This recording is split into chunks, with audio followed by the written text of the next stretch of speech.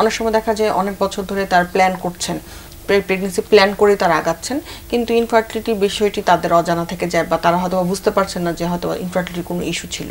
তো এই ক্ষেত্রে আমরা প্রেগন্যান্সি যে প্রি প্ল্যানটার মধ্যে আমরা এই ধরনের কোনো ইনভেস্টিগেশনও করে থাকি কিনা, যে তার এই বিষয়গুলো ঠিক আছে কিনা, এটার জন্য আমরা কি ধরনের পরীক্ষা নিরীক্ষা করি, এবং সেটা কি শুধু মেয়েদের জন্য করি কিনা বা ছেলেদের ক্ষেত্রেও কোনো পরীক্ষা নিরীক্ষা দেই কিনা আমরা?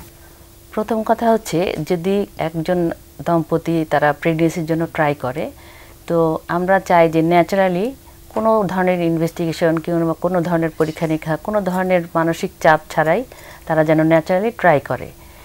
তো 1 বছর যদি ন্যাচারালি কোনো ধরনের জন্ম নিয়ন্ত্রণ পদ্ধতি ছাড়া তারা থাকার পরেও যদি প্রেগন্যান্সি না হয়, সেই ক্ষেত্রে তাকে কিন্তু ডাক্তারের হেল্প নিতে হবে। এবং এই হেল্প কিন্তু তখন তাকে আমরা ইনফার্টিলিটি কাপল হিসাবে তাকে ধরে নিব, এবং ইনফার্টিলিটি কাপল হিসাবে তাকে যে ধরনের বেজলাইন ইনভেস্টিগেশনগুলো করা দরকার সেগুলো সব করতে হবে।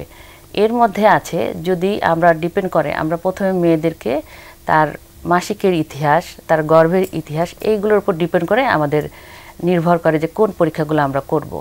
যদি মাসিকের ইতিহাস নর্মাল থাকে, যার যদি রেগুলারলি মেনস্ট্রেটিং একটা মেয়ে হয়, তাহলে দেখা যায় আমরা শুধু বেজলাইন ইনভেস্টিগেশন, যেমন তার সিবিসি, তার শারীরিক স্ট্যাটাস যেটা ইন্ডিকেট করে, ব্লাড সুগারটা ঠিক আছে কিনা, কোনো ধরনের ইনফেকশন আছে কিনা, এবং সাথে সাথে একটা আলট্রাসোনোগ্রাম করি, যার ফলে আমরা দেখতে চাই যে তার জরায়ুটা ঠিক আছে কিনা, জরায়ুর সাথে কোনো টিউমার বা ওভারিতে কোনো টিউমার আছে কিনা, কোনো সিস্ট আছে কিনা, এই জিনিসগুলো আমরা বের করে ফেলি। আর যে মেয়েদের দেখা যায় মাসিকটা রেগুলারলি হচ্ছে না, তার ক্ষেত্রে আমরা প্রেফার করি কিছু হরমোন প্রোফাইল করার জন্য, যেখানে কিনা কিছু ইমব্যালেন্স দেখা যায়। হ্যাঁ, যেমন ধরেন এখন খুব পলিসিস্টিক ওভারি একটা ডিজিজ, পিসিওএস যেটা, সেটা অনেক বেশি এখন কমন হয়ে গেছে, বিশেষ করে আমাদের লাইফস্টাইল বা এনভায়রনমেন্টাল চেঞ্জ যেটাই বলি না কেন, এইসব কারণে। তা সেই সব ক্ষেত্রে হরমোন প্রোফাইলটা খুবই ইম্পর্টেন্ট। এবং দেখা যায় যে হরমোন, বিশেষ করে থাইরয়েড, প্রোল্যাকটিন এবং কিছু কিছু এফএসএইচ, এলএইচ নামের হরমোন আছে, যেগুলোতে আমরা বুঝতে পারি যে তার পিসিওএস কিংবা অন্য ধরনের হরমোনাল কোনো প্রবলেম আছে। তাহলে যখন যেটা ইমব্যালেন্স বা ডেফিসিয়েন্সি, সেটা কারেকশন করলেই প্রেগনেন্সি হওয়ার খুবই সম্ভাবনা বেড়ে যায়। এবং অবশ্যই আমরা যেমন দম্পতি বলতে একটা মেয়ে এবং ছেলে, তার হাজব্যান্ডকেও বেজলাইন পরীক্ষার মধ্যে আমরা সবচেয়ে বেশি প্রায়োরিটি দিই সেটা হচ্ছে সিমেন অ্যানালাইসিস।